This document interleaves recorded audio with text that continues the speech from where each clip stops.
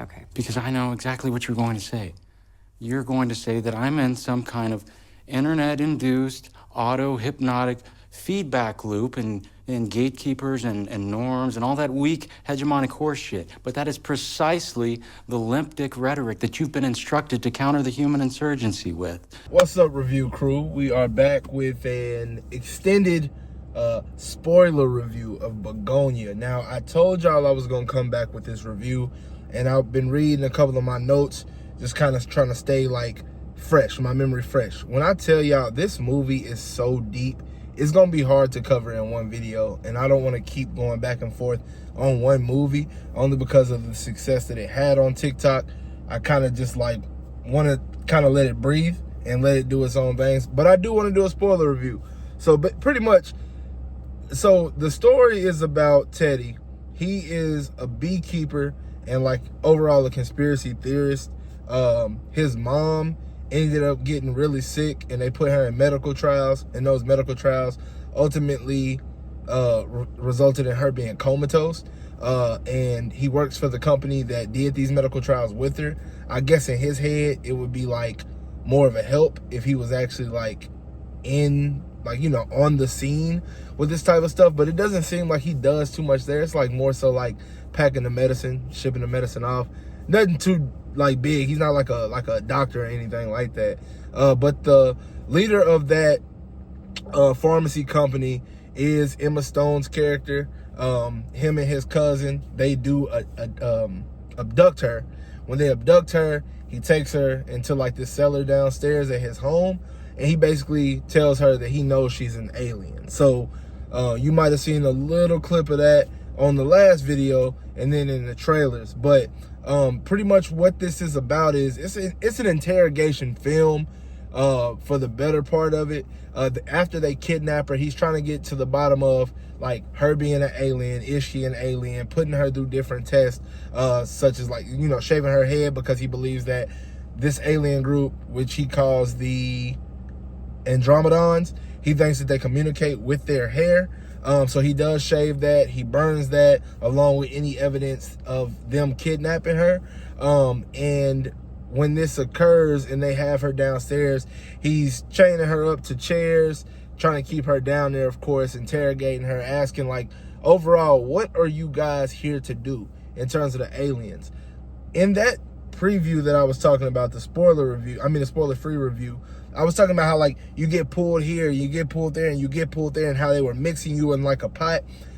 That's what I was talking about. I was talking about, is she an alien or is she not? There were so many times where she sells you on, dude, I'm not a fucking alien. What is wrong with you? To the point where he's like, I know you're an alien because of this, and he's giving stern facts, and she's literally like, okay, like, all right. She's so nonchalant, like how a human would be if they were accused of being something like an alien. It's like, bro, do you hear yourself talking? You sound crazy. But then she played along with it and was like, you know what, I am an alien. But the way that she says it so like nonchalant, like, yeah, this is what's going on, and I look like this because I'm an empress and all of this type of stuff. She says it like as a joke. So it's like, is she being funny? And Jesse Plemons is like you finally cooperating, so I'm about to do this test on you. And on this test, he puts her on like one of those like an electric chair, and he's turning up the voltage like up and up and up and up and up, like past the point a human could survive that shit. And she's like mute, she's biting on it, her lips are bleeding. His cousin Don grabs the gun and is like, hey, you need to stop, like this is enough, like you can't keep doing this to her. And he reads the chart of the readings that she was able to survive, and he's like, this is the highest we ever seen, like, and he apologizes to her instantly. And in my head, I'm like, he's apologizing because now he sees that she's a human, but he's apologizing because she's the highest ranking alien. In his head, he thinks so. So he starts apologizing to her. He's like, I'm so sorry. I didn't know that you was a part of the grand empire or whatever. If I would have known that, I would have never put you through these types of tests. I'm so sorry. You're a guest in his home. He starts treating her really well, man. And pretty much He ends up getting a knock at the door. It's the officer that used to be his babysitter. It is insinuated that that officer got a little handsy when they was kids. The thing that makes me think this is because, first of all, the dialogue between the two. Secondly, when he's talking about the bees, with him being a beekeeper, at the beginning of the movie, he does state that bees, with their job being pollinating, nobody gets hurt because nobody has sex. He doesn't seem like the type that ever had that type of life because his mom has been sick since he was a kid. So for him to say that, like, sex is painful, and then your babysitter, who's now a cop, is coming in to check on you for really no apparent reason and keeps apologizing for whatever he did to you as a kid, I think that he was probably touched. So, fair assumption, I would think. Y'all let me know what y'all think in the comment section about that. But while he's outside talking to the cop about all of this jizz and jazz, pun intended, Don and Emma Stone, they're in the building, in the house, talking about like everything. She's basically trying to convince him to let her go. He's neurodivergent, like I said, very autistic, and she's like just let me go, Don. Like, I promise I won't tell nobody. I won't do this. I won't do that. And then he thinks she's an alien too. So he's like, look, can I just go with you? Like, when you leave here, can you take me to the mothership with you? And she plays along with it. She's like, you know what? Yeah, I'll do it. I'm like, okay, Don gonna let her go, and that's it. He lets her go, but then he shoots himself in the head, bro. Kills himself, and it's like, ah, damn. And it spices up because Teddy hears that shotgun. The police hears that shotgun. So he has to kill the police officer brutally. And it's very satisfying. I'm not gonna lie. He takes a shovel and starts beating his head in. Like, and you see this shit. You see it. He jets inside, and he sees that his cousin is no longer with us. And during this time,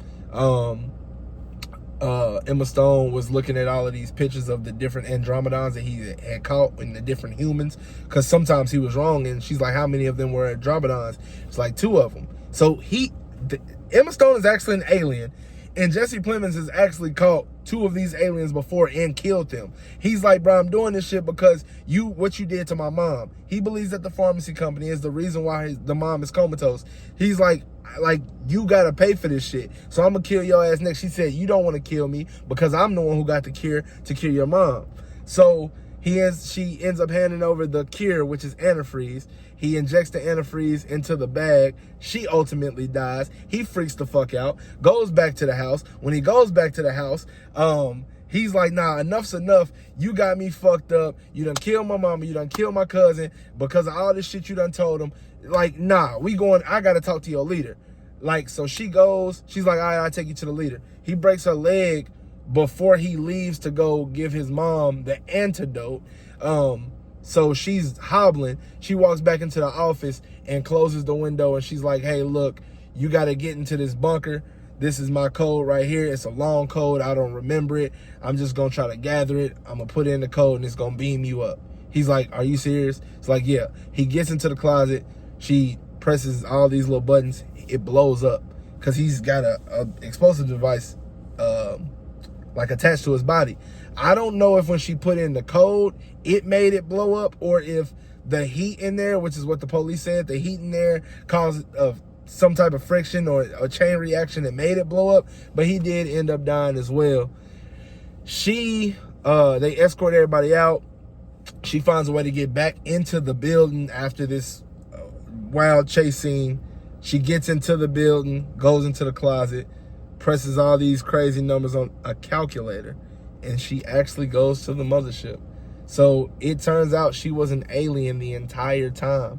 And I'm trying to talk as fast as I can because I only got 40 seconds left. But this movie was so amazing, y'all. And that push and pull, that uncertainty of knowing, like, is she an alien? Is she not?